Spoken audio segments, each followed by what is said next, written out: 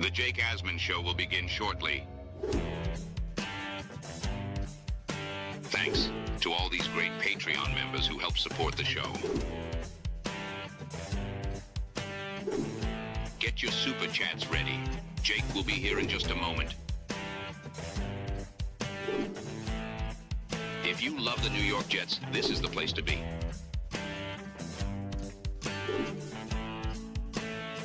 And now, the Jake Asman Show. We are live from Radio Row in San Francisco, and we will be joined by Jets insider Brian Costello, who covers the team, of course, for the New York Post. Keep it right here. The Jake Asman Show, live from San Fran, starts right now. Live from Radio Row in San Francisco, California. It's Super Bowl week, baby. Patriots and Seahawks rematch. Some of the biggest names in sports and entertainment will be right here. Put your seatbelts on and get ready, Asmaniacs. It's the Jake Asman Show. Here we go, Jet fans. Welcome in, everybody. Hit the like button. Make sure you are subscribed to the channel. We are presented by FanDuel Sportsbook, and we are joined right now by one of the longest tenured Jets beat reporters. He's been on the beat since 2011. That's when the playoff drought started. That's our guy, Brian Costello, for the New York Post. Brian, it's become an annual tradition to have you on Super Bowl week. How you doing? I'm good, Jake. How you doing? Yeah, I'm hanging in. The Jets have an offensive coordinator. Yeah, We're all excited. If this was 2018, I think we'd be feeling great about the Jets' chances of getting it right there. Yeah, I mean, I get it. This process has been sloppy, but I do think if you look at it, Jake, and you went back to last year, and Aaron Glenn was hired, and he came in and he said, you know what, I'm going to call the defense. I'm going to have a younger guy as my defensive coordinator, but it's going to be my defense, and then I'm going to hire an older, experienced offensive coordinator and Frank Reich to run the offense. I think everyone would, I don't think they would have been throwing a parade, but I think Jets fans would have been like, okay, that makes sense. That model has worked for other coaches where they take care of one side of the ball, they hire a veteran coach on the other side of the ball. I think 3-14 and the way the process played out has kind of made everyone a little upset about everything. But I do think in the end, it's not the worst result. I do think Reich is a capable offensive coordinator.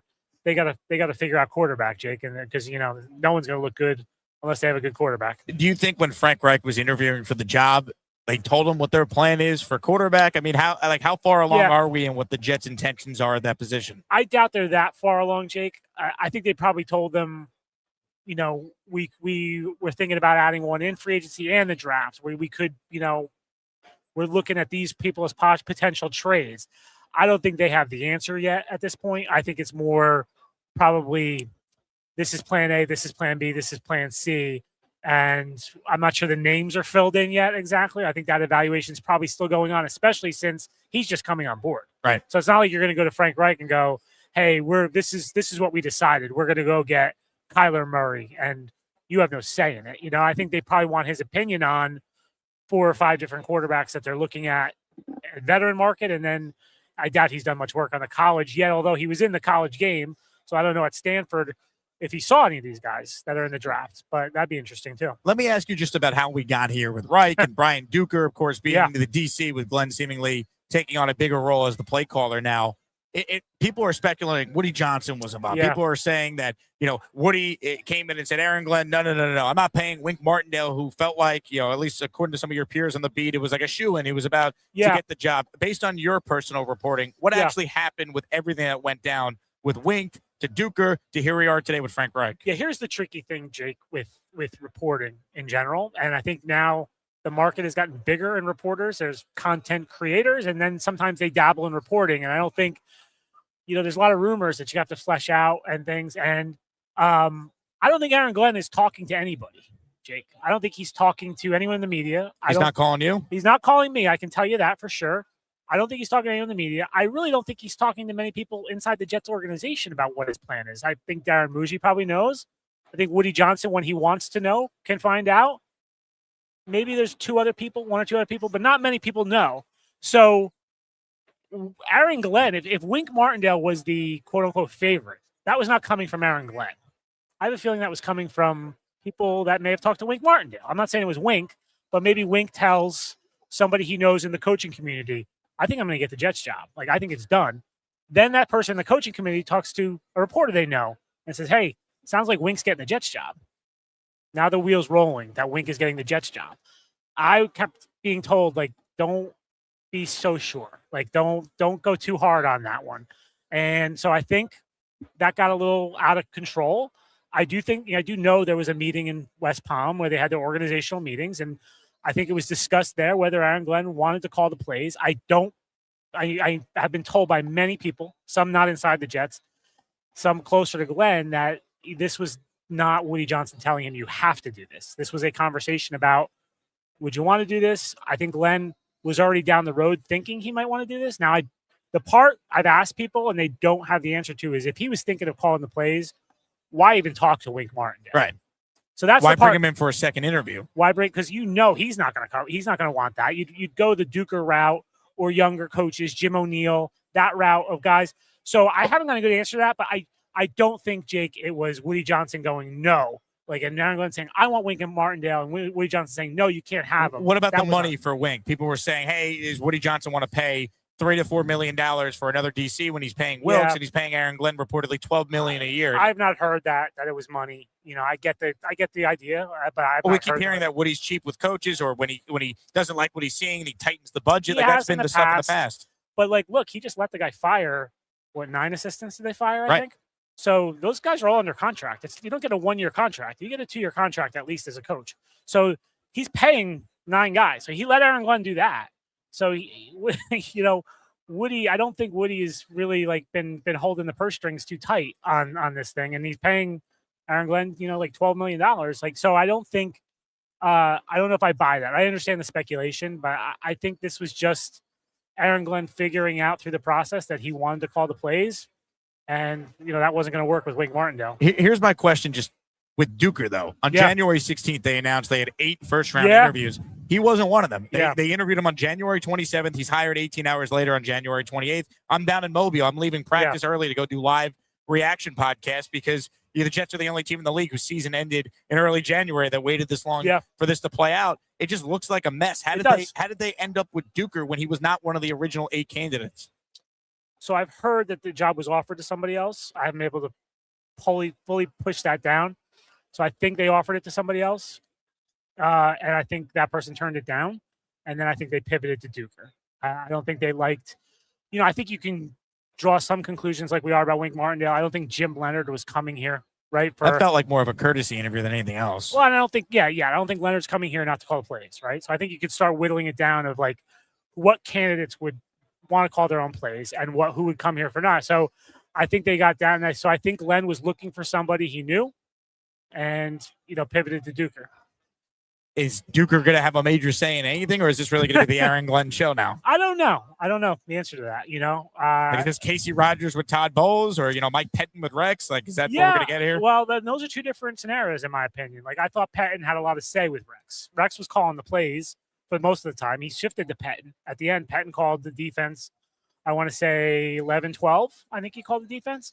But Casey was really not. I never got the feeling Casey was heavily involved in the game plan. So you look at Saleh now with Oberg. I mean, Saleh's saying his big regret was he wasn't calling the plays. Yeah. So I think we'll have to see how it plays out. I'm not sure what Duker's role is going to be. I haven't even met the guy yet. So I don't know. And I think too that can shift over time, Jake. Like usually the coach, a head coach, is very, very. If he's going to call the defense, he's going to be more hands-on at first. And then the more comfortable he feels like the system is installed, the players know it, he may draw back. So if this is a multi-year deal with Duker, maybe he gets a bigger role as time goes on. We're talking with Brian Costello. Gang's all here. Podcast with the New York Post. Frankie V and Ryan Sampson are Kaz's co-host. If you have a question for Brian, write it in. This one is from Cuddy. It's a super chat. He's been an Asmaniac for 4 months. Any updates or rumors on the staff, specifically Greg Roman? I'm hoping there's a way Sonny Styles is a Jet, package 16 to 44 to move up and hopefully get a third back. So kind of a 2-parter here from Cuddy watching. Let's start with Greg Roman. There were some rumblings of him maybe being the run game coordinator.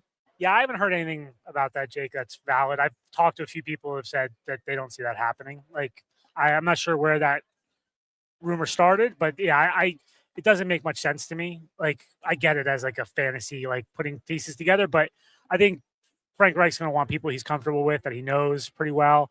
So I would think he's going to be looking to form his staff of guys he's coached with before, or he, has a high opinion of. And I think Greg Roman, you just lost out on your job. Oh, you lost out on this job. Let's give you this your job as his assistant. Like, doesn't make a lot of sense to me. And Greg Roman's going to have options, I think, too. I would imagine if he wanted to be a run game coordinator, he could find a better team to do it. Yeah, and there's a million openings right now, right? Like, there's they think offensive coordinators. There was 23 new offensive coordinators, 22 new. So there's a lot of people looking for staffs right now. What is the reality of just like Glenn now going into year 2? A lot of people, myself included, I'd be the first to say it. I thought he should have been one and done. Yeah. I thought this was one of the more obvious one and dones, to be frank, especially after someone who I covered David Culley in Houston when I was doing radio down there. So I know what it looks like. And Glenn checked off essentially every box. I've heard that's your opinion. Yeah. I've heard that. Yeah. How hot is the Somebody seat on asked me recently, Jake, a coach asked me, what did Aaron Glenn do to Jake Asman? A coach asked you that? Yes, a coach. Yes. A coach, on the current not Jets? on the Jet staff. No, this is a coach not on the Jet staff, but a coach. Yeah, a coach who pays attention to the Jets closely. Said, what did Aaron Glenn do to him? I don't know. Well, you know what the craziest thing is? When we had you on radio that one morning, I do the show with Tannenbaum every week. So we get along great. But when we talk about the Jets, that's when it becomes like a civil war because you got to defend the guy he recommended. He recommended I know. him. It's the callers are even worse than me, though, to be honest. Are they? I mean, they give it to him pretty good. How does Mike handle that? Well, he's like, it's more, we're thinking about the long term here. It's only 1 year. The process. Mike used to like to talk about the process. We believe in the process. Yeah. Just to me, you look at him now in year 2. Like, how hot is the seat on him? Yeah. Is he a 1-5 start away from being fired? I don't know about mid-season thing. Like, the Saleh thing still shocks me that they fired him in the middle of the season. It still surprises me. I don't see that coming because I do think this was Woody's hire. Like, Woody wanted him. Saleh was not Woody's guy. I can't see Woody pulling the plug mid-season. I guess it could be disastrous maybe, but I think he's got this season, but I think he's got to win this season. What does that mean, win? Like, so he can't be 3-14. All right, I don't think he can be 4. 5-12 is not good enough. If he goes 5-12 or 6-11, let's play this out. How does it look? Do they win 3 or 4 games at the end of the season? Do they find a quarterback that they feel good about? Is there a rookie that, let's say they draft a rookie on day 2, the guy doesn't play until November, okay? Then they put him in November, and he wins 3 games in December, and he's like, my guy might have something here. They might not want to blow it up and bring in a new offensive coordinator. So does he survive that? Like, I can see that scenario playing out because, it's we always like to in February, March, April. How many wins do they have to have? Like, I got that all the time with Saleh, and now we're going to get it with this. Think back. Like, Jets fans have been through this. Think back to Mangini's last year, right? He was 8-3, and then they collapsed 9-7. He gets fired, right? Imagine a Jets coach getting fired after going 9-7. Crazy. They'd get a parade now, right? They haven't won more than 7 games, Brian, in a decade. So, and then you go to Rex 2013. It was like, is he going to get fired? He had a pretty good December and saved his job. So the way the season plays out sometimes is more important than the numbers of wins. But he can't be 3 wins or 4 wins. Like, I think it's got to be higher than that. I feel like it's going to have to be at least 7 just to have a real conversation. I agree with you. It depends how it looks with the quarterback. But and I'll say this for like Robert Saleh, who ended up not being a great coach with the Jets. He was 20-36. In his second year, they were 6-3. They were 7-4. And then Mike White got hurt. It all fell apart. But if he stays healthy, I'm convinced that team's going to the playoffs. I am too. Yeah, I am too. And if not only if he gets hurt, if Braxton Berrios holds on to the football. Oh, don't remind me. Don't remind me about that game. Yeah, I've never seen a coach though take the approach Glenn took with you guys and the media being so adversarial. I don't think he did himself any favors. And then when you talk the way he talked and took the pot shots at Saleh's staff with the comments all summer, and you start 0-7, and it looks the way it did, like it's just a recipe for disaster. And that's why I've never seen a Jet fan base this down on the state of affairs 1 year into a head coach who was a franchise legend back in the day. Yeah, I would say Gase had this, and he was 7-9, right? But you guys got down on him pretty quick. But he didn't have. It wasn't a player. We didn't want him to be hired in the first place. Like when Glenn got hired, we tried to buy in because he's a former Jet. Yeah, I'm curious to see if he changes his approach at all media-wise, Jake. He was a little better at the end of the year in terms of just not getting snapping. His teeth kicked in. Yeah, he's getting his teeth kicked in. But I also think, which we talked about before with Wink, right? And what I said, he's not talking. I do think there's a way to manage the message a little bit. He doesn't have to be Robert Saleh and text Joe Beningo. Okay, like, that's not what I'm saying. He doesn't have to text Brian Costello. He doesn't. But there's a way to, like, hey guys, this is what's going on, and get your message out a little clearer. And I think the perception of this process might have been a little better, Jake, if he had just been a little better at managing the media. I don't think he's interested in doing it.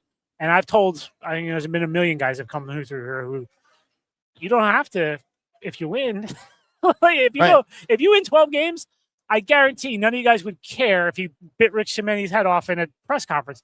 You win 3 games, then it starts to be like, well, why give you guys wedgies if they win? It doesn't matter. Yeah, it doesn't matter. But when you lose, every single thing gets dissected. Were you surprised how ugly it looked, though? I'm not talking about when they're playing Brady Cook, but the 0-7 start.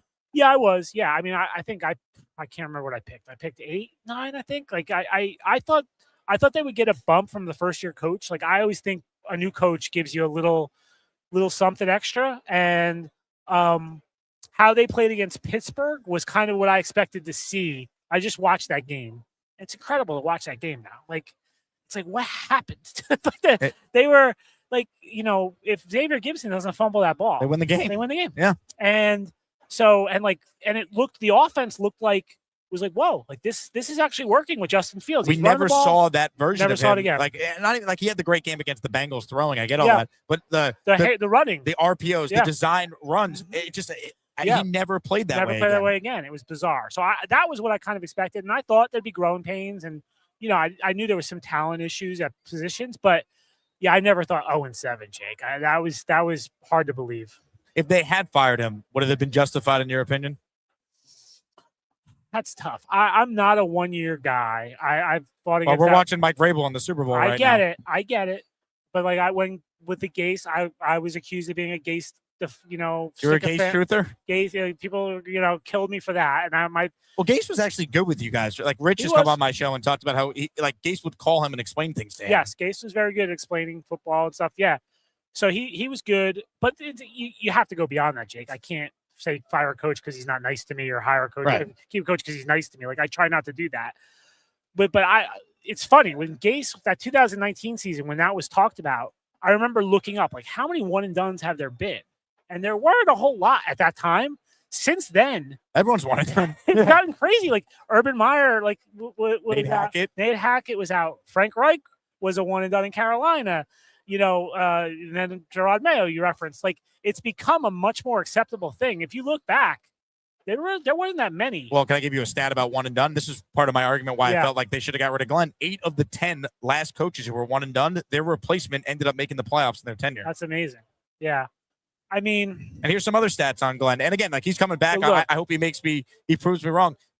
Since 2001, so now we're talking 25 seasons of sample size. Yeah. There have been 2 head coaches who won 4 games or fewer in year 1 that ended up winning at least 1 playoff game. Can you name the 2 coaches? 2 coaches since 2001. Yep. So I want to hear about, Jimmy Johnson was 1 of 15. He doesn't count. 2 coaches. So give me it again. I feel like I'm Ryan, by the way, giving you trivia as you guys do on your pod. Stuff, So it's from 2001 to this past year, so 25 seasons. There have been just 2 head coaches that only won 4 games or less in year 1 that ended up actually winning a playoff game. Wow. That is hard. I wouldn't. I don't know. One of them has Joe Burrow as his quarterback. Oh, Zach Taylor. Yeah. And the other is Dan Campbell. And look, we could say, Dan Campbell, but how much of that is he already had Jared Goff in place and he had Ben Johnson? Yeah. I mean, that Goff trade, they traded from the first year, but it paid off down the road. Yeah. No, I mean, and the Lions drafted tremendously. Right. Like that's the thing to me is like we can talk about the coaches all day long, and I understand it. I get you can replace, but like I'm kind of covering the Patriots this week, right? So I did a story for tomorrow's post about the free agency. Like, it's amazing what they did in free agency. It's amazing because I'm not a free agency like spend. But like they're gonna have 10 starters on Sunday that they signed in free agency. One of them is Morgan Moses. And like think about that though, Jake. 10 starters, like and impact. Their 2 receivers are, Stephon Diggs, Mac Hollins. They get 2 linemen and Morgan Moses, Garrett Bradbury starting. On the defensive line, they have 3 guys that are now starters, including Landry if he's healthy, right, and Chase Young, who both they had 8.5 and 7.5 sacks. Milton Williams really good in the middle. Obviously, they paid a lot for him. Spillane at linebacker, Carlton Davis at quarterback. All impact. They bought their whole defense. But and like that, like how often does that work? Right? We always talk about like you can't throw money in free agency. You got to build through the draft. Like so. The Jets need to figure that out. Well, the Jets have the 4 picks in the top 44. They have the cap space. I mean, are we going to see an aggressive Darren Muji and Aaron Glenn trying to save their jobs here? I think they need to look at what the Patriots did. And the Patriots didn't necessarily pay top dollar at every position. They did for Milton Williams. But the other ones, they kind of, I'm not saying, they were deals. Like Stephon Diggs wasn't a deal, but they found some guys that are like, Garrett Bradbury was a cheap alternative. Chason didn't get a lot of money. So they did a good job. I think the Jets kind of need to figure out, can they spread the money around and get that kind of impact and not just sign 2 splash guys, but sign 10 guys that could play for you next year. Speaking of splashes, your guy Connor Hughes is talking about how he thinks the big splash for the Jets could be Kyler Murray, and I almost puked when I heard him say that. What is the plan at quarterback? Obviously, they need to add a veteran or two. Logically, what makes sense? Do they try Malik Willis because he's young with the upside? I don't know. They all feel like risky options to me. There's no good option. There's no good option. So the thing with Kyler is, I could just see a defensive-minded coach like Glenn being like, "Oh, he's tough to defend." That's how they got Justin Fields. Yeah, can they do the opposite of what got them Justin Fields? But that's how defensive coaches think. Is who gave me a hard time when I was defensive corner? So I don't know. I don't know what it beats me what the plan is, because and is it Muji making that decision or Glenn? Are they now on more equal footing after this disaster in year one, or is Glenn still the guy? I think Glenn is still the guy, but I do think I think there's a partnership there. I don't think it's Glenn's telling him what to do. I mean, Woody did refer to Muji as Glenn's sidekick. He did. But I do think Muji has some juice. And I think, I don't think Glenn was out there saying, I really want Jarvis Brownlee. I think that was the personnel staff and Darren Muji or Jawan Briggs. Glenn might have known the player a little bit and influenced it. I think he was involved in Isaiah Williams, he knew him from Detroit. But I do think the personnel staff is the one finding the players. Glenn has to just sign off on everything. What about the trades? I get the sense that Glenn is obviously signing off if you're trading Sauce or Quinnen, but it's Muji on the phone extracting the value in the deal. Yeah, Glenn's not talking to Chris Ballard about this. Right. But Muji's the one that got the first round picks and is negotiating the deal. Glenn is the one who's asked to be it's okay. We can live without Sauce, for that package. I do think, I think there's a genuine partnership right now. I say right now because I've just seen these partnerships fall apart over time. Well, I'm already predicting it now. I could see the path where Muji, if he does decent with this offseason here with the picks and some of the free agent signings, the roster would be in a decent shape. You have 3 wins in 2027. It's an attractive job for someone that's not named Aaron Glenn if he can't figure it out a year from now. Yeah, I don't know Muji super well. I'm not going to pretend like I do. He's only been here a year, and I've talked to him, a number of times. But he doesn't strike me as a Game of Thrones guy, right? And Jets have had some of those in the past, and I don't see him being Mike McCagnon resurfaced this year, by the way. If you want to talk Game of Thrones, I don't see him going how can I get the power away from Glenn? I just don't. I think he knew what he was getting into when he came here in terms of Glenn's power and that. So, but if Woody Johnson looks at it and says, this guy can't win games, but I think this guy's done pretty well with the players he's acquired. I think that's how a lot of fans feel. Muji at least has shown some competency, whereas Muji's got a lot easier role though in terms of you guys because he doesn't have to be in front of us all the time and answer questions. I do sympathize. Glenn, Glenn answers. The coaches talk 4 times a week. The GMs never talk. But here's the thing that Glenn does wrong with you guys. I'm not talking about when he's ask rich or he's being condescending to questions. When he's asked for specifics, he never actually says anything that matters. And again, fans might hear that and be like, oh, who cares? Go listen to Ben Johnson talk. Go listen to Mike Vrabel talk. Go listen to some of the best coaches in the league. They could fluently explain why they did something, the X's and O's. Glenn does none of that. Yeah, and I gave him one after the Buffalo game. And I said, give me something why fans should believe in you. Trust me, bro. That was his answer to you. I play the clip all the time. Trust me. And I'm like, that's not the answer. I was like, you got to give me something of what you did this year of why they should trust you. You could say I hired Chris Banjo. That's it. I found Isaiah Williams. You can say that. But 0 field goals blocked. Yeah. I'm sure you enjoyed that one. The protection champions. We're hanging the banner at MetLife this year. Yeah, I agree with you. He's not good at specifics, and it always makes me wonder, okay, does behind the scenes is he giving the specifics? Right? I don't know. That's a fair question. And I've been around Vrabel a lot in the last few weeks because I covered the Patriots playoff games, not the championship game. I covered the Chargers game and the Texans game, and then I'm around him this week, and he's good with the media, Jake. Oof, he is good. There was one today. He got a question, and sometimes the Super Bowl questions are not the best at the press conferences, right? And you have people who are from other countries. You have people who don't follow football. they asked him about the game in Denver, the championship game, and asked him if he based his decisions on field conditions at certain points of the field. Like if there was more snow at this part of the field and less snow over here, did he base the decisions? And you're sitting there going, oh boy, this could get ugly, right? Like Aaron Glenn would not like that question. Yeah. And Randall just kind of laughed and he goes, we're good, but we're not that good. And I was like, man, that is like the perfect answer because like you made a joke about it. You didn't embarrass the person who asked the question and, you know, you moved on. Like he is very good with the media. Is it wild to be covering the Patriots in the Super Bowl again? It is. Yeah. This is my 15th Super Bowl, Jake, and this is the 6th time I've covered the Patriots. It's insane. And the Jets are further are further away now than they've ever been. I was talking to somebody today who used to work for the Jets. And I was one of the big things I remember writing and talking about like from like basically like 2014-ish on was the Jets have to figure out a way to be the team that's in position to be good when Tom Brady and Bill Belichick go away, right? Like that was the idea was like, these guys are not going to be here much longer. The Jets have to make sure they have everything in order when they go away that they can be the team. The Bills did it. But now the Patriots are back before the Jets even got there. And before the Bills, but Josh Allen even got to the game. Yeah, and it's like unbelievable. Like the Jets are still don't have their stuff together. Meanwhile, we have Sam Darnold starting in the Super Bowl. I mean, are you rooting for him? 100%. Frankie on the podcast today said he's not rooting for him because he won't be able to deal with it. Mind. He said he won't be able. He said he's going to have bad feelings if he wins in the Super Bowl. So what's the alternative? Mike Vrabel and Drake May get their first ring together? Yeah, he's rooting for the Patriots. He said Ryan was pro Sam. I think. Frankie aside, anyone I've spoken to on my show, just people that just love the Jets, we all love Sam Darnold. Because the Jets failed Sam Darnold more than Sam Darnold failed the Jets. And he has never, unlike all these guys who leave and take shots at the Jets, Sam has never once, when he had every right I'll to, tell you a story about said that. anything bad. So 2 years ago when the 49ers were in the Super Bowl and Sam was the backup for Brock Purdy. So I found him on opening night. You know, he wasn't on a podium. He's just walking around. He was back and forth, just walking around. So I found him along with Al Iannizone from Newsday.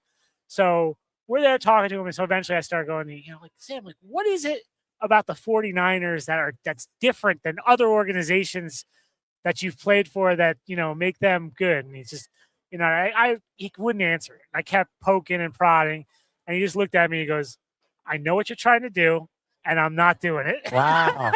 So, I love Sam. Yeah, and and I'm like, all right, fair enough. Yeah, he could have just been like, well, I had Adam Gase in New York, and now I have Kyle Shanahan or Kevin O'Connell. I mean, it's just... Or he could have said, I'm blanking on his name, the receiver in 2020, Perriman.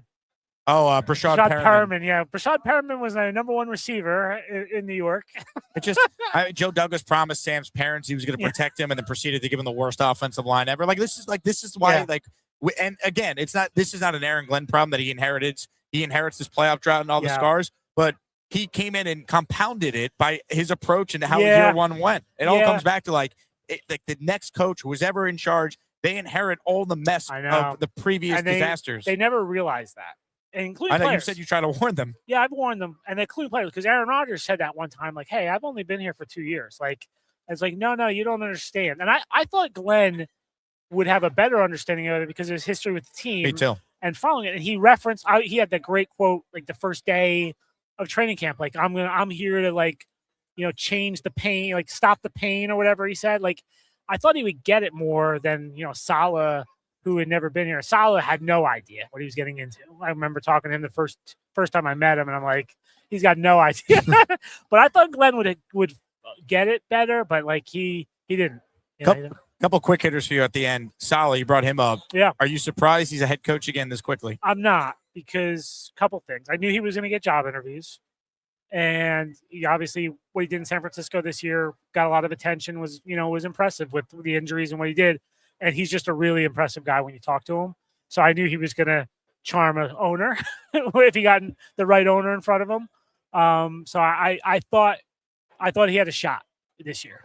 I wouldn't have guaranteed it, but then when there was 10 openings, I'm like, okay, he's probably got a shot at one of these jobs. Brian Dable as his OC. What were your thoughts on that? My first thought was I'm going to get a trip to Nashville this summer because that's a great New York Post story of the two former coaches. That could be week 1, by the way. Jets in Nashville taking on the Titans. See, I'm predicting Jets at Bills week 1 to open their new stadium. Oh, give the Bills a cupcake win? That's not fair. But wouldn't you do that if you're the NFL? I mean, you put the Bills up against a great team. You Nah, want to play not the to Jets? open the stadium. It's homecoming. Yeah, but when the Jets played their first game at MetLife, they got the Ravens on Monday Night Football, and that was like the Ray Lewis Ravens. Yeah. It's going to be a different, They're going to get. I think they're going to get the Jets for week 1 in Buffalo. I don't know. I just see it. I was thinking that the last game at the old stadium, the Jets played the first game at that stadium in 1973. Okay. Yeah. So will Brady Cook start week 1 for the Jets? The Winnipeg Jets. Insert your team. I don't know where Brady Cook's going Nah, to go. I don't want to pick on Brady. He's a very nice guy. Wasn't his fault that he had to play when he shouldn't have been playing. Like, he got thrown into the fire way before he should have been playing in the NFL. And now that we know number 2 pick, no obvious quarterback, what was the point? Again, I know. I said just destroyed Aaron Glenn's like credibility. I was just talking to somebody today, and I told them, I'm like, when you go through a 3-14 season, and you lose the way they lose at the end of the season, the way that looked. The way the defense, forget Brady Cook, the way the defense quit on them was astonishing. Well, they had guys, they had guys playing D. Like, did you know who the secondary was against Buffalo? I mean, they basically either traded or shut down anyone. That you had to look notable. up. You had to look them up. But even before that, when they won 3 of 5 and they're playing the Dolphins, and it's like, okay, they're starting to turn the corner. 21-0. They're down 21-0 when Yeah. Tyrod played in that game. That's before the tank began. That was the last time where I'm like, I'm out on this coach. Because again, you're playing a team that's not very good, division opponent, you're at home, and you no-showed the entire first quarter. Usually the reward when you get a season like this is, okay, you're getting a quarterback. Right. The fans say, all right, who's the quarterback? It's amazing that's a 1 quarterback draft. Like, it's just, only the Jets. Only the Jets. Like, it's like, how is this possible that it was a 1 quarterback draft? Mike LaFleur, head coach, Cardinals, OC, Nate Hackett, your thoughts? Zach Wilson can't be far behind. You get Mike White. Let's Tim Boyle. Hackett and LaFleur guys. Can we get a Cardinals-Titans Super Bowl down the road so we get Saleh versus LaFleur, and you guys have to pick sides there? That would be astonishing if that ever. If the Titans and the Cardinals reach a Super Bowl before the Jets, a new low. That could be it. That might be it for me. I can't do this anymore. Yeah, that might be it for Jets fans. Beningo, I think I'd personally fly Beningo into the press conference. Bro, why couldn't you win with the Jets? You miss your weekly hits with Joe and Evan? I do, in some regards. That's where I first, growing up, got exposed to you as a beat reporter on the team. Did, yeah. And that definitely helped my career and helped my profile tremendously. And sometimes it was fun. I oftentimes felt like I was defending the Jets all the time because Joe would just go on this like irrational attack. And I'm like, I sound like I'm such a homer, and I felt like I'm fairly critical of the team, and I try to be fair and criticize them. But like with Joe, it was like he was so over the top when they lost of just criticizing everything, and then I ended up defending them, and we'd end up fighting. But it was good radio. I loved it. It was the best. All right, last question. You've been covering the Pats all week. Who do you like in the game Sunday? I think I like the Pats, Jake. I have to take a picture. Yeah, I've been terrible in the playoffs at picking these games. But there's just something about them. They've got like a nice mojo. Maybe it's because I've been around them a lot and I haven't been exposed to the Seahawks much. But I could just see them like they got it going on, man. Vrabel's done a good job there, and I don't know. I could just see them. It's 4.5. I think it's the line. Yep. So I could just see them keeping it close and figuring out a way to win in the fourth quarter. Can I tell you what one of my biggest regrets that I think Woody Johnson would have if you gave him some truth serum? They had a chance to get Mike Vrabel after 2023. Yeah. He was out of football. He's got the relationship with Aaron Rodgers. If he was only going to end up giving Robert Saleh 5 games in 2024, Mike Vrabel's coaching the Jets going into that year, and everything with his franchise is different. That's a good question. I'd wonder from Vrabel's perspective if he wanted the job. I would wonder that because he took a year. He was like a coaching assistant in Cleveland. Yeah, he kind of took a year to recharge. He helped in Cleveland, but that's different than being a head coach. So I'm not sure. I think he did an interview. Somebody interviewed him that year, Jake, after 2023. I forget who it was. So, yeah, that's a good question. I mean, and I don't know how Rodgers would have responded. Like they like each other. Like they had a prior relationship. They play in that golf tournament together every year. Yeah, I don't know where Aaron was with Saleh at that point after that 1 year. If he would have, I understood why they ran it back after Rodgers had the Achilles. I did too, because they still won. Like, again, Salah, for all his faults, the defense was still impressive. Yeah. They won 7 games, and it's like you get Rodgers back to a 7-win team. You're thinking you're at least going to be a playoff team. Yeah, and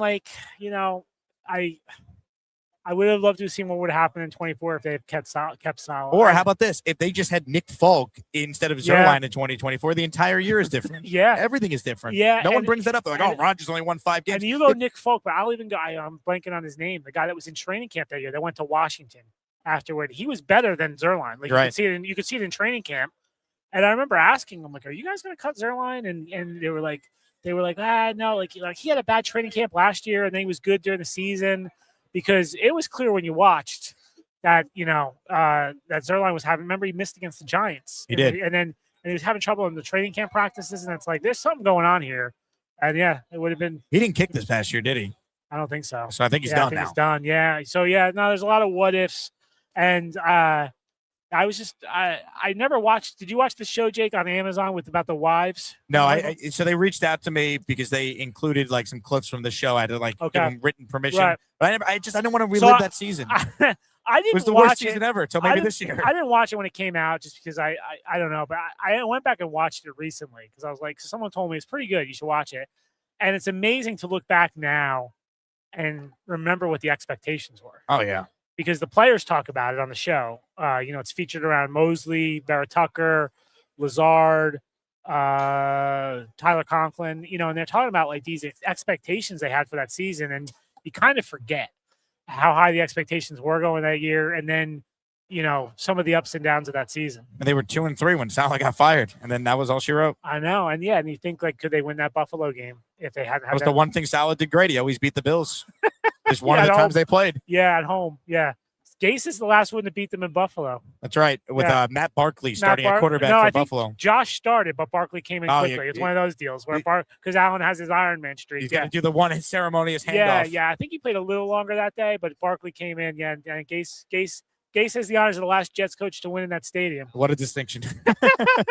He's Brian Costello. We'll take a quick break, continue our stream. Kaz, you're the man. Thanks for coming on. Thanks for having me. Brian Costello with us. We'll be right back after this commercial break again, live from Radio Row. It is indeed the Jake Asman Show, back right after this. Do you guys remember there was an incident in Las Vegas where a man attacked a Clark County judge? After this happened, I said, the guy in the video is actually a listener of the show. So not the guy who basically like Troy Polamalu'd over like the judge dais, but the guy that is a listener of the show is the hero who tried to immediately apprehend this wacko. And yesterday, Michael Lasso, the law clerk who helped protect the Clark County judge who was attacked in court last month, was named Citizen of the Month in Vegas. You could see our guy Michael Lasso on the left there. It's a pretty cool moment for Michael, who joins us right now. What's up, Michael?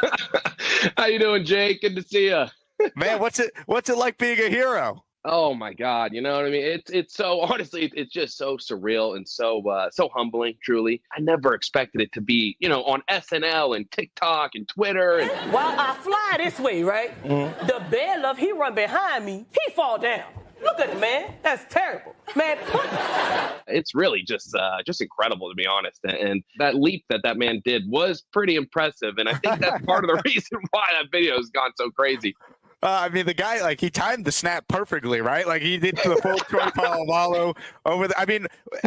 What goes through your mind in real time as that's happening? Like, you even have time to think? Was it all just natural reaction? Kind of take us through what's happening there. Yeah. Honestly, there's no time to think for sure. The video doesn't even do it justice, just that how fast that actually occurred. 1 minute he's sitting there just talking about how, he'll accept whatever the judge is willing to give him. And then the next minute he's on top of the judge. So when he initially made a run, I thought, okay, he's going for the door. Last thing I thought he was going for the judge, and I definitely didn't think he was ever going to make contact. It was so nice to the mayor. It was so nice to the city. It was such an incredible experience. When the mayor first called me, I answered the phone, and I'm thinking to myself, who is this? The mayor? Do you have the right number? The video honestly doesn't even do it justice as to just how fast it really was. It went from just any normal day to just, honestly, just straight, havoc. It was in a blink of an eye, and there really wasn't much time to think. You just kind of react. I remember when it happened, and like the video was everywhere, and then you told me that was you, and I was like, what? No way. And I just I couldn't believe it, man. I know. I wish I could have came on your show earlier, but obviously the sentencing was still going on. There were things in motion, so I just couldn't. But I really appreciate you giving me a chance and coming on here. It's not every day that, a listener to the show is like a legitimate hero. I mean, that's pretty cool. I mean, what ended up happening? Was he sentenced? Where's the guy who, attacked you? Yeah, so basically, yeah, he was given the sentence he was going to get originally. He's got new charges that he's facing, and that's going on in a different courtroom with a different judge, and we'll kind of see where that goes. Can you believe that when they brought me back to court, they put a muzzle on me, man? Yeah, probably for everybody's safety. Man, I ain't bite nobody. That's unbelievable, man. I love it. A Jet fan is a hero out in Las Vegas. And those. Hey, here's the deal. Just got no chance unless you click on that like button. And you got to make sure you subscribe to the Jake Asman Show. You don't, you can get the out. Now let's go, Asmaniacs. We're built for this shit. For sports, Lindsay Rhodes. Lindsay, appreciate you hopping on. Hey, happy to be here. This is a fun week. You guys found your rhythm at this point? We're starting to get there. Yeah. Each day gets a little crazier. We have Shannon Sharp and Ocho Cinco setting up next to us. So it's going to be a zoo starting tomorrow when they start recording their show. So you're going to have to turn all of the mics down. It's going to be loud. It's going to be so loud. We'll make it work. Now, yeah. I wanted to start with something that came to my attention because I got tagged in this tweet by so many people. Oh. Your son has no allegiance to the Jets, right? There's no family from New York. There's nothing like that would make him a Jet fan, right? No. But you sent out a tweet that your son chose to be a Jet fan. First off, for my audience that doesn't know, Lindsay, how old is your son? And can you explain the backstory on your son becoming a Jets fan? Yeah, so he's 11. We live in Los Angeles. It makes no sense whatsoever because we don't have any family members that are Jets fans. I mean, at least I've learned that he's not a front runner, right? Like we now know it's like a Rorschach test, I think. Like an 11-year-old who lives in Los Angeles who chooses to be a Jets fan on purpose just feels like I'm learning a lot about him. I think it started off, honestly, it was a few years ago. He started just like gassing up Zach Wilson. Oh my God. Okay. But I think it was almost to be contrarian, like almost like he was joking. Like Zach Wilson's the best quarterback ever, dead straight face. And I'm like, is this real? Or like, I don't know. Can you drug test a 9-year-old? Is that allowed? I think he literally went as Zach Wilson for Halloween this past year. This is unbelievable. Yeah. In Los Angeles. Why? I don't know. Then I think he just started leaning into it. Was like the contrarian in him was like, oh, you think this is funny? Well, now I'm going to go even further and I'm going to be a Jets fan completely. And he has not been able to be talked out of it. Not that I'm trying. I'm not saying that. I'm just saying, like, what are we doing? I mean, I'm just trying to save him because, like, again, I was, that kid that went viral talking about how, like, I hate this team, but I'll never stop being a fan of them. Like, that was me. My grandpa had season tickets at Chase Stadium with my dad watching Joe Namath at Chase Stadium. Like, I didn't have a choice. Your son has a choice. I'm trying to figure out why he's choosing. In our backyard, right. Jake. And the Chargers are good too. And they feel like a healthy franchise. Like I'm safe saying that the Rams are going to probably be pretty good for a few years now. And the Chargers are also like, you could lock yourself to like Herbert. Good. Go for it. They're right here, buddy. You are their target audience. It's unbelievable. Like, they can't even win him over. It's so sad. But so do you think it sounds like you think I should how should I handle this as a parent? Oh, I feel like it's child abuse to let your children be Jet fans. I do. I mean, there's no it's bad right now. It's been bad for a while, and this is probably the lowest it's been. I mean, maybe you could argue he's buying the dip. Like this is we're in the Earth's core right now, so like there's a lot of climbing to get out of it. But maybe by the time he's 25 and he can rent a car legally, the Jets will have some modicum of success at that point. I don't know. I mean, when I was growing up, the Jets made the playoffs 6 times in the 2000s. They went to the championship game 2 straight years with Rex Ryan and Mark Sanchez. Like I'm 30 years old. 15 years of my life has been the Jets just being horrific. They haven't won more than 7 games, Lindsay, in 10 years. I was so worried about your son when I saw that tweet. I said to our guy, Matt Stofsky over here, I'm like, I need to talk to Lindsay in person about this. We have to get this worked out. Well, I'm going to show him this for sure. Secondly, I am going to tell you he has started asking questions about the Johnson family lineage and like who's next. He's like, does he have a son? And does he seem cool? And I'm like, I don't know what to tell you, buddy. It's tough. You're here with Sumer Sports. Yeah. Can you tell us about this TV show that I was hearing about? And apparently there's 2 former Jets general managers and John Izek and Mike McCagnon that are involved in this. Yeah, and some other Mike Mayock is on our staff. We've got Phil Emery. We have like former people who have been director of player personnel and scouts. And so it's a TV show about the draft called The Evaluation. And it is, in many ways, I think, an encapsulation of the things that I think make Sumer Sports cool. And that is that it's like a fully fleshed out scouting arm and a fully fleshed out data arm. And then we put the two sides in conversation with one another so that we can kind of figure out how to build the best tools with a tech umbrella attached to the company. How do we build the best tools that will help tell us which teams are good, which players are good, in the most efficient way possible. So we're trying to really get down to like solving all of the football problems that exist in terms of evaluation. So this TV show is a way of having that conversation in a forward-facing space. So these scouts will do evaluations on the players in this year's class in ways that, honestly, the coolest part of it for me was listening to them talk about these players, knowing that they have been trained their whole lives to never say these things out loud.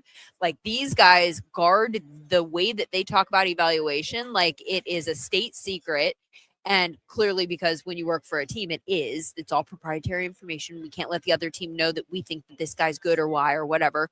But also, I think a lot of these guys, when they stop working, they think, well, if I go back, I still need to have all of my processes and thoughts to myself so that I have something to offer. And I think the coolest thing about this show is that all of these guys are just sitting there telling you how it's actually done, what they actually think. They're reading from their evaluations as if they are a scout in a front office right now, telling you what they think.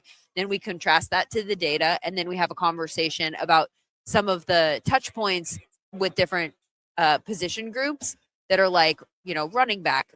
Do you take a running back in the first round? You just said you liked him, but positional value and all of that kind of stuff. So we flush out like why or how someone's good, and then what you do with that information in terms of draft strategy. What is your early feel? You're on a Jets podcast right now. Jets have 4 picks in the top 44, 2 and 16 in round 1 alone, 33 and 44 of round 2. Like, this is a monster draft for the Jets to hopefully your son to maybe see some success at some point, and for all of us. What's your early feel on this draft? Where are some of the strengths and weaknesses? So the draft itself, I've been told by a lot of people. I will tell you, I didn't make it to Mobile. My flight got canceled. Also got canceled to Shrine Bowl. So I'm doing some catching up in terms of my own scouting.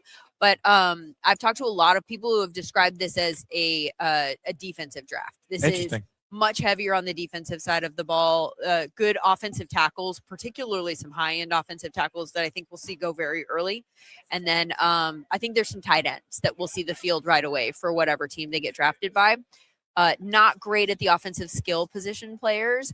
And it's such a bummer for the Jets, who have the number 2 pick. And you could, in a lot of years, get a pretty good quarterback there. And I just don't think that that's this draft. I think you could find the next Zach Wilson with the number 2 pick. Your son would be thrilled, it sounds like. He's so good. And maybe he'll turn out to be. I don't know. The whole retread quarterback thing is throwing us for a loop. But I think, unfortunately, this is not a year where you're probably going to take a quarterback number 2. But there are some good edges.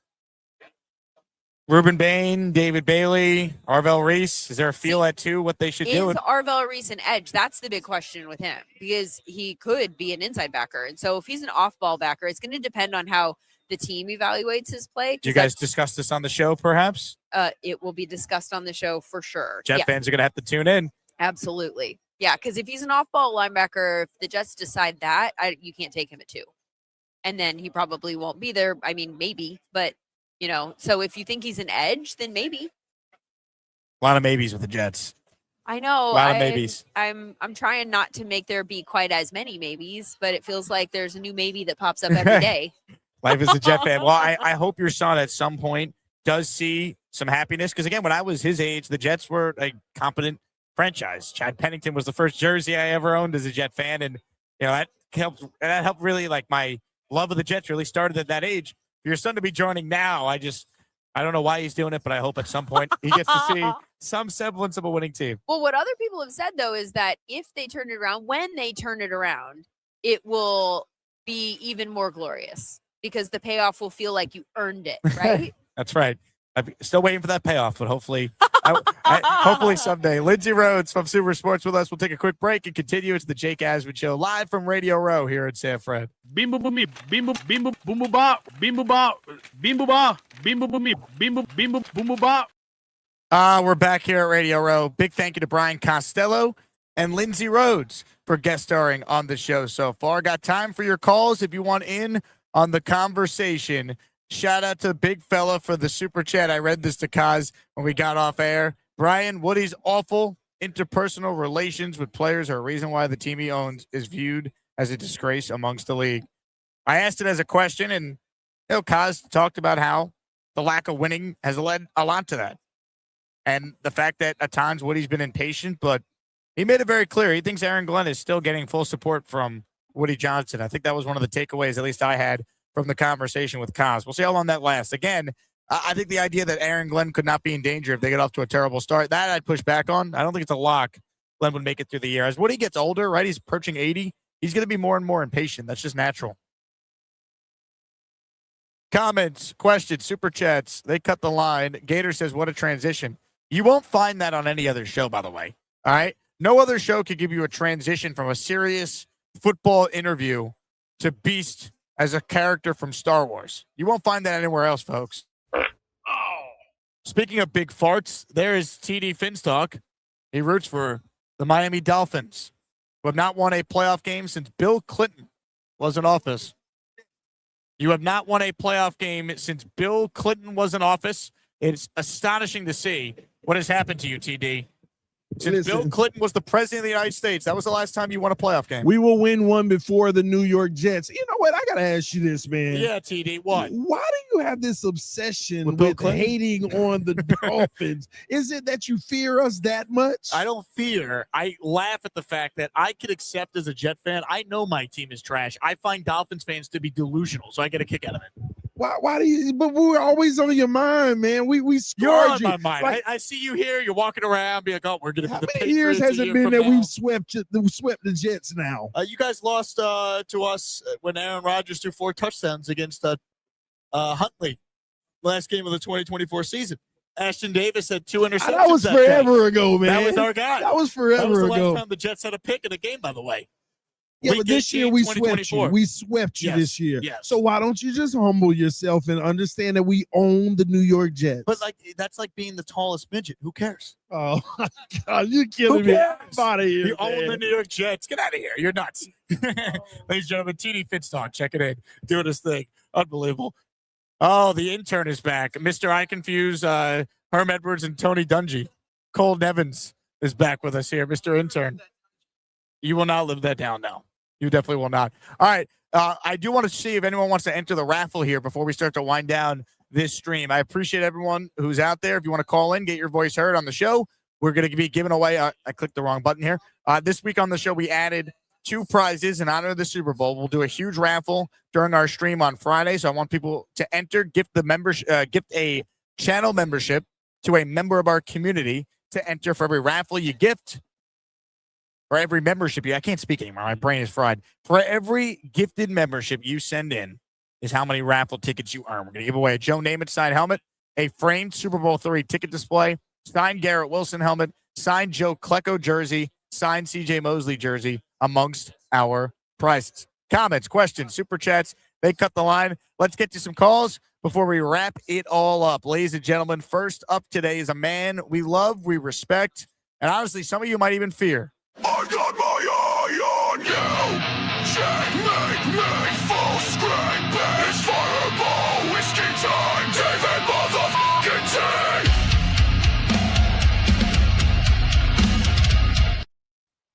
Hi, Jake. Hey, David.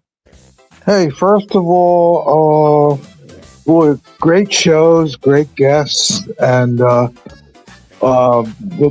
girl that you went to. I can hear you, buddy. Good job. Good job. Good job. The girl that you went to college with, she said that you are the same person now that you were. Hey, Max, good job. Good job. Yeah. Are you doing your studies very well? Can you hear me? I can hear you loud and clear. I hear you too, David. Yeah. Thank you, Jake. Can you hear me? I hear you, Max. I hear you, Max. I hear Jake. Good job. Thank you. Thank you. But anyway, Frank Reich, I have a little bit of positivity for it. I have a buddy that is a Colts fan, and he thought that it was unjustified that he got canned a couple years ago. Good job. Thank you. But, anyway, I kind of feel a little bit good about that. Can you hear me? I can hear you. I can hear you, Max. And it's only Wednesday, so you got to be heavy duty studying and all that kind of stuff. and then come weekend, you might be able to party a little bit and maybe meet a little lovely lady.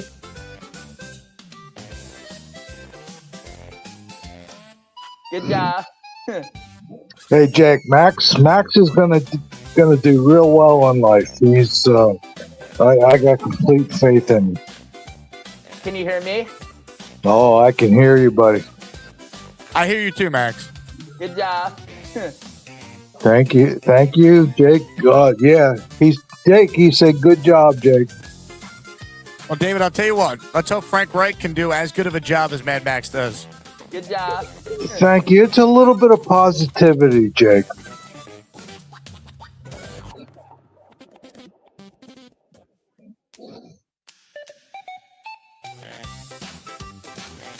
Can you hear me, Jake? Can you hear me, Max? Yeah, good job. Can you hear me? I can hear you, buddy, and good job. I got my Iron UG. I hope you like my Jets take. You know they call me David T. It's not easy for me to see, but if you bring me full stream, you might like what I had to say. I'll need to get real damn close, cause my vision is dog shit. That's why David T is one of the all-time greats. What a call. Can you hear me? Oh, I hear you, Mad Max. Good job. I hear you. All right, more of your calls right now. From one legend to another. Ladies and gentlemen, it's time. Drink up, matey. Oh, look at that mug.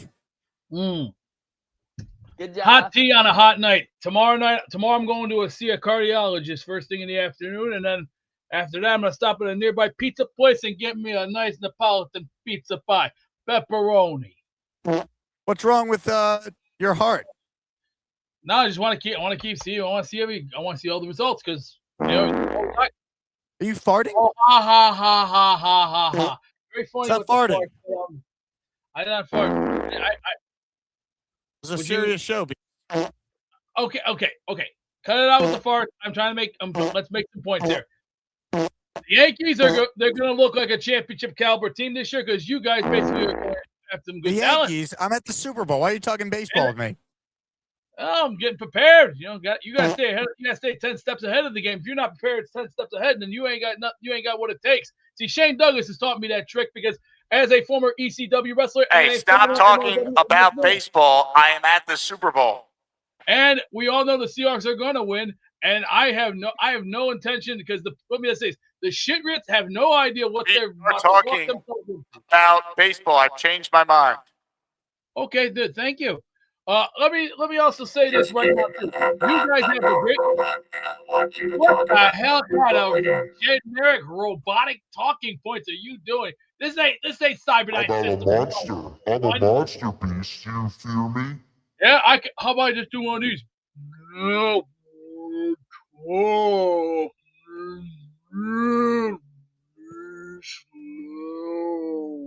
Hey, Beast, I gotta run. I'll be right back. All right, take your time. Don't hesitate. I'm gonna leave you with Mad Max. All right, he's calling in. I'm gonna connect you guys. Stand by. Oh boy, here we go. Hey, Beast. Bring the boy on. Why do you sound like Papa Smurf from 1984? Because I have sporting helium. It was a science experiment gone would wrong. would you please get off the drugs and pay attention a I'm little off wisely them. because This is a side effect. It just takes time. nothing take well. If that's on you. That's on you because I remember a couple of years ago when I went to the dentist and they Please stop novocaine it. me up because Help me. Why do I sound like this? Where's Jake? Why do you sound like the other Smurfs from 1984? Because I know this from miles away. You don't It's think the I don't look like an helium. idiot? Get off the Someone phone. fed me helium, beast. What do Would you I relax? do? Talk in your normal voice, Max. Please do. I'm only gonna say Why this. do I sound like this now? Beast, what Why happened to do me? some people sound like Darth Vader all of a sudden? Because Darth Vader was played by I a great am man. your father. There's only one champ here, and there's only room for one champion and one champion only. And let me just say this for everybody's information, we're going to be just fine. And yes, I can hear that Nintendo music because I'm not playing Nintendo tonight. I'm watching AEW, going to my cardiologist, getting some pizza, and then getting ready for some bowling. I am your father. And then everything is all automatically on I the am table. It's Mr. automatic. Beast. Would you relax? Not Would you the relax one with that Darth has lots Vader of talking money. talking points here, please? I Let me sure also did. let me other object it. Frank Reich. I know Frank Reich from many years ago. I remember when I was 9 years old when I saw him in a match. It was the Bills versus the Oilers, 1993. The Oilers blew the biggest lead in professional sports all time. And let me just say, the Bills whipped their ass at Old Orchard, 1993, for the AFC Championship to go to the Super Bowl. And also, let me just say this about Frank Reich. If he knows what to do, he should know what to do because he should have known this game for at least 40, maybe 50 years. All right, Beast, I'm back. Attention, Beast Breaker, I've returned. Yeah, well, thanks for holding it down without me. How was Mad Max? Where'd he go? I have no idea. The guy is strange. I think he might be in outer space somewhere. And there's no such thing. Let me just say this for everybody's information. NFL season, we're gonna be good. We're gonna be okay. We'll be all right. All right, one last call live from Radio Row today. Ladies and gentlemen, we end with one of the all-time greats, a man who will set us straight and keep us honest.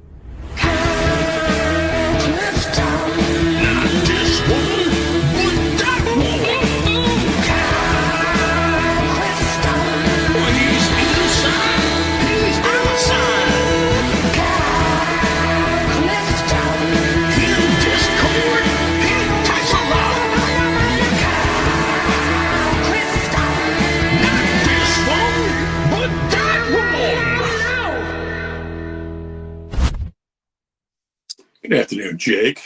Good afternoon, Kyle.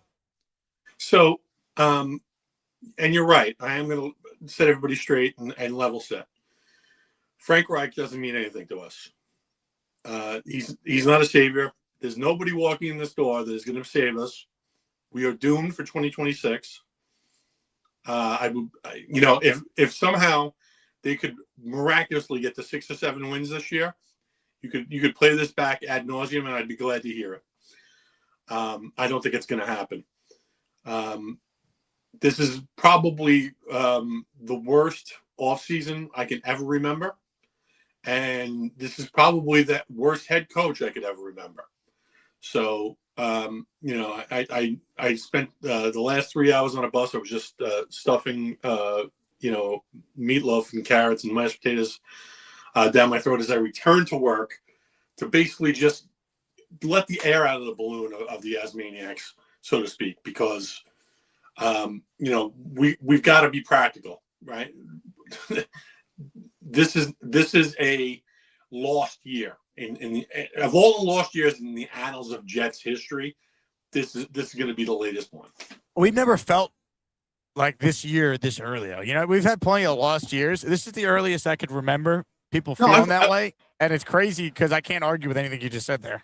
I always look forward to free agency and the draft, and have a lot of put our best foot forward and let's have faith. I actually think I'm a pretty positive guy most of the time. Not this year. I appreciate your time, Jake. Kyle, I appreciate you. Now, I said Kyle was going to be the closer. Ladies and gentlemen, at the very end of the show, I have a special announcement to make. On the Gustbuster Umbrella Hotline right now is a man who some are saying is revered in the Asmaniac community. But the question he wants to know is, can we hear him? If Mad Max ain't yapping about jets, that boy, he's jamming, he's slamming, freaking dancing, wall smashing. I'm Jake Asman. If Mad Max ain't ever stopped yapping, that boy, he still be dancing. Then call Jake Asman. He got an orange wall. Honestly, can all the Asmaniacs hear me? Can you guys hear me, honestly?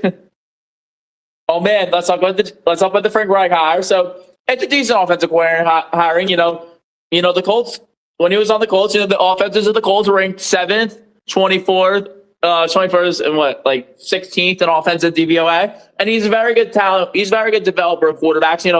On his time with the Colts, he had a ton of quarterbacks. He's been out of the league, but the Panthers, Bryce Young, the ownership was terrible. But honestly, I hope he does well. But with Mr. Trust Me Bro as head coach, Aaron Glenn, I don't think it's ever going to go well, honestly, G.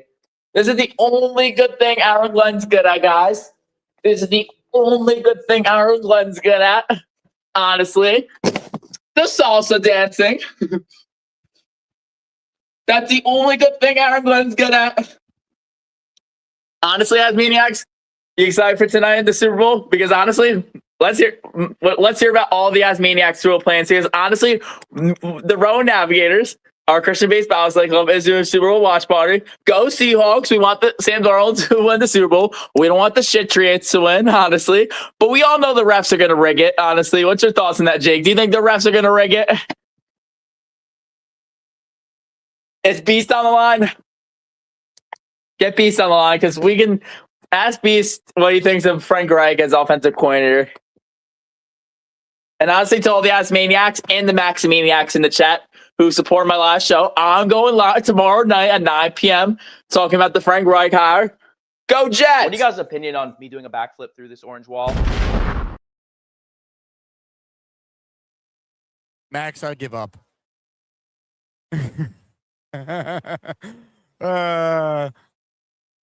Remarkable. Remarkable. Ladies and gentlemen, Mad Max. Also, apparently my sound drops I was playing were not coming through because I screwed something up on my end. I had some of the funniest drops I was playing. No one heard that. That is really disappointing. My producer heard it. Justin heard it. We heard it in our ears. But because I didn't have a StreamYard setting up properly as we're figuring out new fancy schmancy equipment over here where I play all sounds and stuff, we didn't have it. Why don't we end the show with some words from our esteemed producer. Justin, sit down. You'll be the final guest, and we'll wrap this up. We'll bring our guy Justin on the show here. His first ever Super Bowl Radio Row experience. He's never done anything with, I think, anything like this in your career. Is that correct, Justin? Yeah, that is correct. Yeah, I for people who don't know, I interned for Roundtable Sports. I'm their head article producer and their event planner, and was blessed that Jake reached out to me and needed a publisher. So I appreciate that, Jake, for the opportunity. So we are about to wrap up our third day. It only gets crazier starting tomorrow. We got Jay Glazer bright and early as our first big guest on the show. Give me your thoughts on the first couple days. What has it been like for you? It's been a great experience. I mean, you don't truly understand what it's like until you're here. You have Nightcap here. You have the Pat McAfee show behind us, Sirius XM there. You see celebrities, you see NFL players, current and past. It's honestly so surreal as somebody who hasn't been in a space like this before. So what do you think of my show in particular? Did you watch any of it leading up to the fact you were going to be helping me out this week? So obviously I heard of you before. As a Bills fan, what I say is keep your friends close, your enemies closer. So I have watched some of your stuff before. So I kind of knew what I was walking into, but it's awesome seeing behind the scenes, of how like the podcasts come together and how you bring guests on. It's really interesting. You like my megaphone, Justin? I love it. I love it. I was cracking up. I wish everyone in the chat could have heard you. No one heard, but I was doing the Mad Max. He actually couldn't hear me, which is ironic because he always asks, "Can you hear me?" So you couldn't hear me this Yeah, time. that was hey. Lightning, I guess, does strike more than once. Good job. Unbelievable. Justin, keep Yes, up sir. the good work. You've Yes, done a sir. great job. You might be a Bills fan, but you're one of the few I actually like so far. I So that's good appreciate it. news. I appreciate.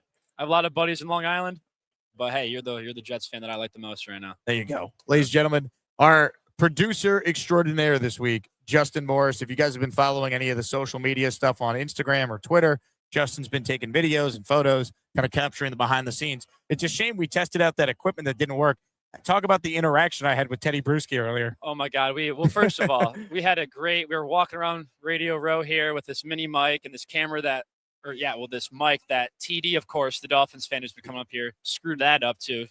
But yeah, we're walking by Teddy Bruschi and Jake Asman here, and Teddy Bruschi were going at it about the Jets, and there was some funny little banter. I wish you guys could have seen it, but again, the mic was screwed up. The mic was, in fact, screwed up. But hey, we will figure it out.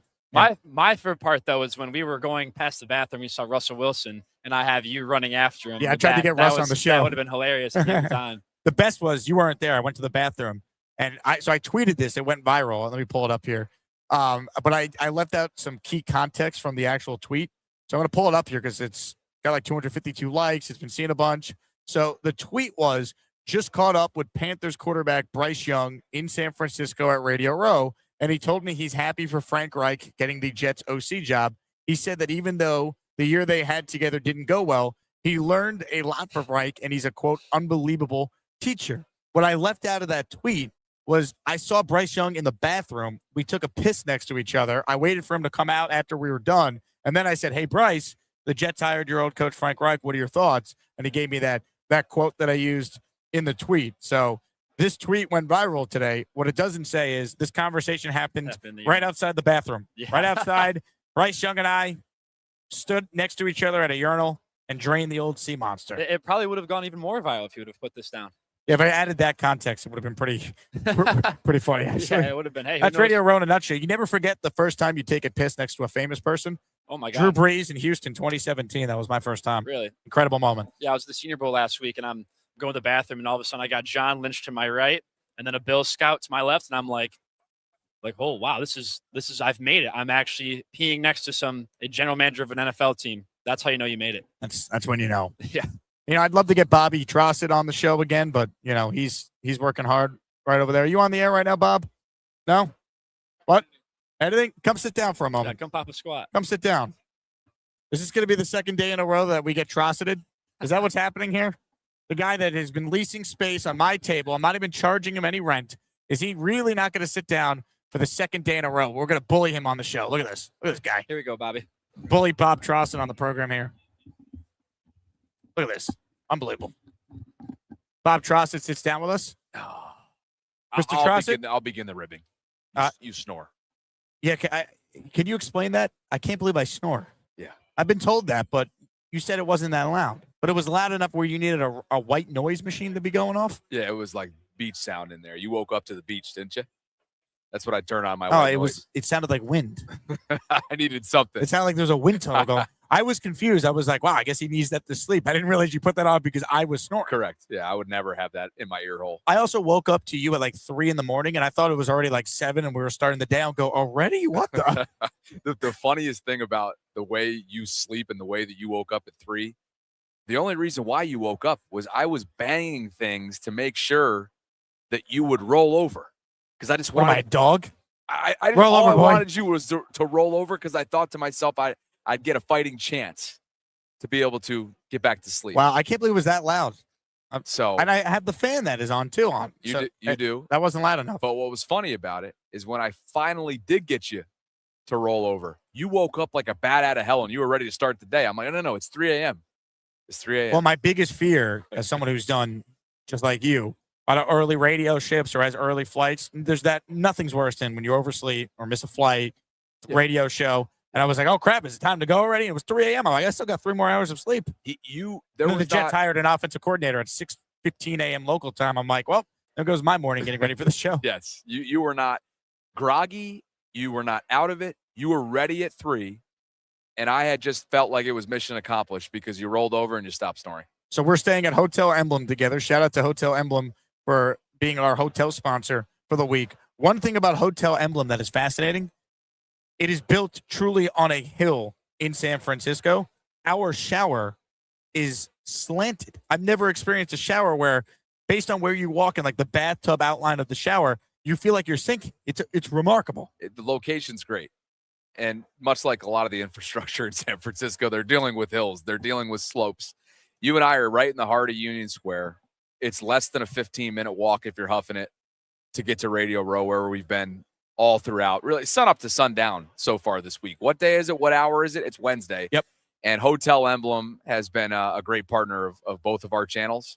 And I look forward to continuing that partnership in the years that come. Who knows? What year? 2030, 2035, it'll be back in San Fran? Who knows? I to be honest, the city itself has been nice to walk around, but the media events and things they have planned are so far out of the way. It's just not that accessible of a city for everyone else. It's been tough. Right.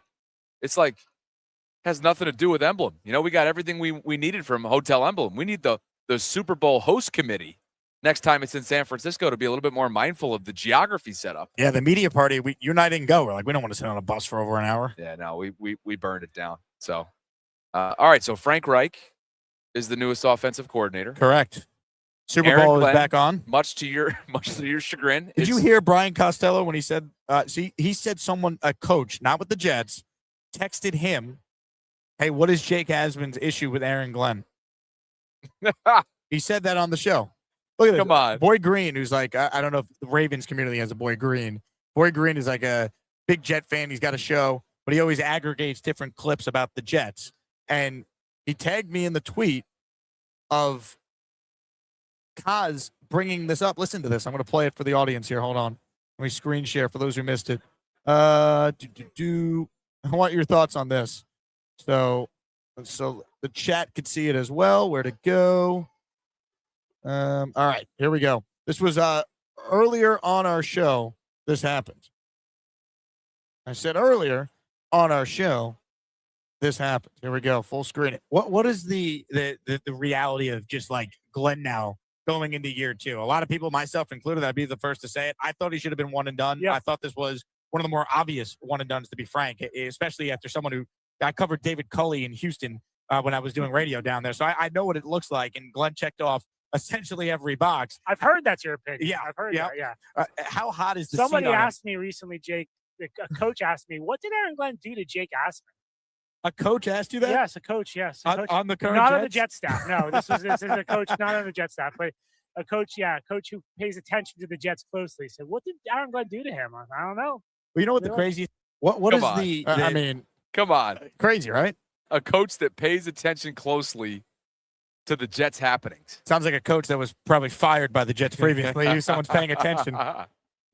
Dude, that is hysterical. Well, look, I've been following along as well, and it's very clear to me that you wanted him gone. I think you bring up a lot of valid points. Now, on the contrary, I get it. You know, the David Culley, he came from Baltimore. Yeah. We knew David Culley well. He was the wide receivers coach whose unit didn't have a touchdown all year. That was a curious hire. There's no question about I mean, it was we can't get anyone else. We're going to be bad. Take the bullets for us for a year. It would have been 2, but he didn't want to make staff changes, so they brought in Lovie Smith, and then he was one and done. Yeah. After another year. Now, what do you say though? Without the quarterback solved, a fire sale at the deadline. They started 0-7, is what I would say. How did it look at the beginning? What were the expectations going in? How did he talk a big game and say they were going to be this type of team? And what does he actually do? Right? His staffing hires were horrible. Only Hugh Jackson fired their coordinators after year 1. Who was retained? They have 5 coaches that were retained. The most notable one was their special teams coordinator, Chris Banjo, who was a home run hire, by far the best decision that Glenn made as far as a coaching hire. 5. 9 of 21 or 10. If you count the tight end coach jumping ship from the Jets to the Browns for a lateral move, we're talking about 10 of 21 assistants. Yeah, that's tough. 50% almost. That's tough. Continuity wise, that's tough. Yeah. So a year from now, is Mike Tomlin coaching the Jets? Well, Harbaugh and Tomlin back together. My father thinks so. He told you that on the phone. Yeah, the great Frank Trossett. Frank, I know you love the show. Thanks for watching. He does. He goes around upstate New York. We're originally from Albany. He lives in Troy. I'm pretty sure he just looks for people to have subscribed for both of our channels. So shout out Francis John Trossett. But so you're a believer that that Kirk Cousins could be quarterbacking this team? He feels like a logical choice. Veteran, have a good O-line that can protect him. Apparently, him and Frank Reich have a good relationship. Oh, they bonded over faith at some point. I don't know exactly where that relationship started or when, but connect the dots. He could be available. Jets need a quarterback. They're probably going to draft someone on day 2. Kirk's a good mentor to that player. I could see the fit being, logical. I had a chance to watch him in person this year in Tampa. He played great that night. Yes, he did. And as much as that was about Tampa's fourth quarter collapse, which was of epic proportions, and Bijan running the ball effectively, Kirk can still hurdle around. He's a high-level processor, freaking leader of men. I hate that, but he is. And I would want him, if he's to be a bridge quarterback in 2026, what use is he right now in Atlanta? Matt Ryan needs to go and develop Michael Penix. The only thing that could stop that would be, is Penix healthy enough to be ready for week 1? If he's not, you're not finding a better option than Kirk Cousins till Penix is ready. Right. Any interest in Snoop Huntley? Pro Bowl quarterback Snoop Huntley. Just like Pro Bowler Joe Flacco. There's another Pro Bowler rolling around here earlier. Yes, Shador Sanders was here too. Yes, We had both. The Browns had 2 Pro Bowl quarterbacks, man. I don't know how they didn't win more games. The Pro Bowl discussion came up on the Vault today, my show with Sarah Ellison. And I looked her right in the eye and I said, Sarah, I couldn't tell you jack. We did not pay attention to anything yesterday. Yeah, we had no interest. As it relates to the Pro Bowl. They need to re-incentivize that. They need to rejuvenate it, reinvigorate it, do something. It's laughable. It's a joke. I mean, it's not a thing. I'm with you though. So I think Kirk Cousins would be the ideal bridge quarterback to the 2027 class. And I got to tell you, this is not having anything to do with any kind of Baltimore bias, indirect or directly. But Tyler Snoop Huntley played well for them this year, and he beat 2 playoff teams. I would take Snoop if they added him with Cousins, and then you draft a quarterback. You do what the Giants did, where they had Russ and Jameis, and then they made their move for Dart. Yeah, you don't want him to be the only, Lord and Savior. But he beat Green Bay. Now, granted, Malik Willis was the starter on the opposite side of the field, who played really well, by the way. He's going to be out there for the taking this. What about Malik Willis? I think he ends up in Miami with the 2 other Packer guys that they hired. Yeah. But, I mean, he's a legit option. What concerns you is how much of Malik Willis is Matt LaFleur, that offense, 6 career starts. Tough to truly know what you have. True. Who do we just get in the waiting room? Oh, God. Beast, you there? Who do we have? Oh, we have a lot of couple people in the waiting room. Yeah, we got a couple people down here. You want to meet Amanda Madison? Sure. She is called in. Amanda, you're on the air. Hi, I called in just to meet Bobby, honestly. Hey, Amanda, how you doing? Better now, Bobby. Wait a second. I can barely see the screen. Do I know Amanda? Let's see. Have we met Amanda? God, I wish, but I think this is the first time. Are you a Bobby truther, Amanda? So I actually lived in Baltimore for a year. Hate the city, but they really have going for them is the Ravens. So What part of town do you live in? I was in Fed Hill. Okay. That's part of the reason why.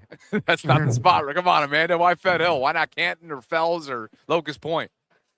I picked the building based on like the gym that it had. It had good equipment, but I did look at Fells Point and Canton as well.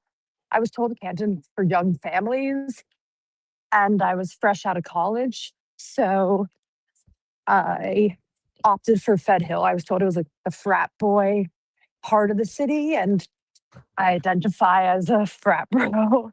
Okay. I thought it'd be a good fit. How about it? The county probably wouldn't have been a good fit. Oh my God. Where are we right now? Are we just walking through Manhattan? So I work on Long Island, but I live in the city. So yeah, I'm walking home from Grand Central. How's the walk? How's the weather today? It's nice and cold. Not as bad as it has been. A little windy though.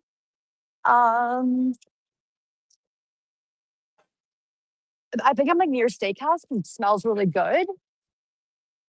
But no complaints.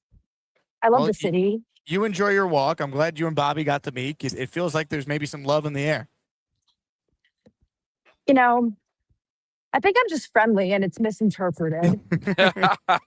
Amanda, Are you spoken for? I think most of the people in the community think that women are unruly and we're better off silent. That was not a no. I would say only one person in the community feels that way. I think everyone else is not Gary 3D Boxing, one of my notorious callers, and actually has tremendous respect for women. Gary has a bunch of supporters, though. Like, I think there's a lot of men who hold the belief, like, in your followings, who think that women should, resume that more traditional role in society as like a caretaker, mother, rather than like a productive Yeah, but Gary thinks contributor. that women shouldn't be able to vote, Bobby. That's where he's at. What I'm just now realizing, it took me a couple minutes. I now know who Amanda is. Was my air horn. It took me a minute, but I now know who we have on the opposite end of this line, and it is an honor to meet you, Amanda. Amanda, enjoy your walk home. Now I'm blushing. Amanda Madison checking in. Bob, I appreciate you All right, hopping brother. on. Appreciate you. What, are you going to be done somewhat soon so we could go out to dinner and have a magical evening in San Fran? I do want to get to dinner. Yeah. Well, we'll let you run. All right, brother. Ladies and gentlemen, Bob Tross. Appreciate you. All right, I'm going to stay on for the last couple super chats here I haven't hit on yet. This one is from Kyle Clifton. He writes in the raffle, at least we have the early days of glory, before I was born, and I am not young. Kyle, you were in for 5 with this super chat. You have a chance to win. Speaking of that glory, a Joe Namath signed among our other prizes in this week's raffle. Joe the Jet says, I feel like Ty Simpson and Kirk will be the quarterback room. I could see that. I could see it. I could see that. I don't hate that. I don't want Ty Simpson at 16. If you told me you got Ty Simpson at 33 with Kirk, that's a room that makes logically some sense. But I think Ty Simpson's not going to be there, and I don't want him at 16. 33, different conversation. Even trading into the end of round 1, different conversation. Trading or picking him at 16, I don't love it. But hey, to each of their own. I want to thank the audience. We couldn't do this show without you. You guys were great today. We'll be back tomorrow. Another day of live broadcasting from Radio Row. We got some epic guests that are going to be joining us. So I will talk to you guys soon. As always, big thank you to the community that makes this all happen. We couldn't do it without you. Like the video, subscribe to the channel on your way out of here, and I'll play you out with a clip that feels appropriate.